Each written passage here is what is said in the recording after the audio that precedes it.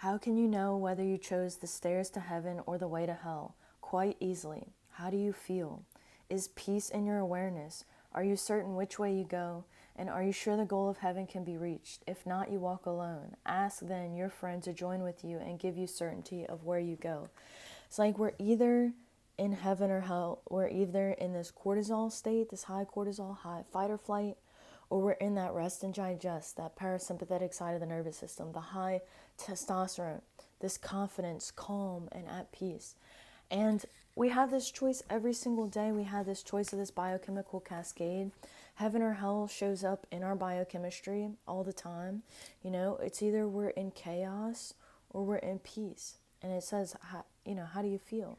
This morning I kind of woke up with a little headache, not gonna lie. I'm not sure where my cycle is. I'm like, what year is it? I don't know. But the first thing I did was I had some eggs, because amino and fatty acids, all those minerals and nutrients help our body hydrate. They help the cell feel safe at the cellular level. So I don't really have a headache anymore, but my plan throughout the rest of the day, it's kind of like waking up and being hungover. You're just waking up and you're in the dehydrated state.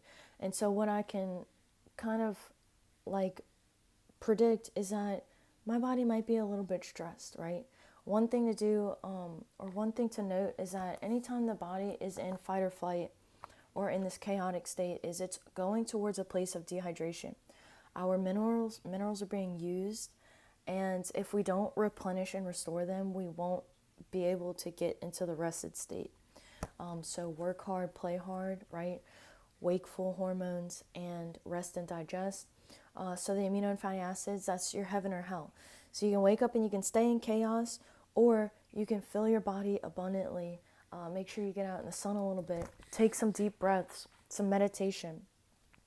Meditation is like prior to nutrition, right? If the system is in chaos, it doesn't matter like how many good foods you're putting in, right? It could be the cleanest fuel in the world, but if the system is at chaos, you're gonna feel like you're in hell no matter what.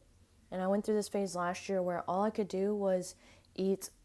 I was literally just eating rice, eggs, beef, and liver, and in the meditative state. And surely enough, that got me out of my stress response after a few months.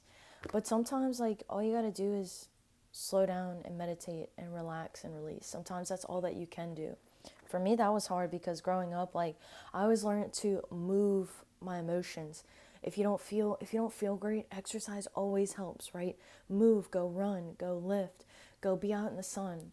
But sometimes, like, our body calls us to be in pure stillness, and this is more of our feminine side of our hormones, this restorative state, rather than being in this masculine, action-oriented doing.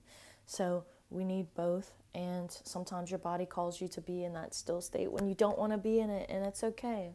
Because at the end of it all, they say that this life is so short. You know, we nobody makes it out alive. We're all going to end up in that place of stillness, you know.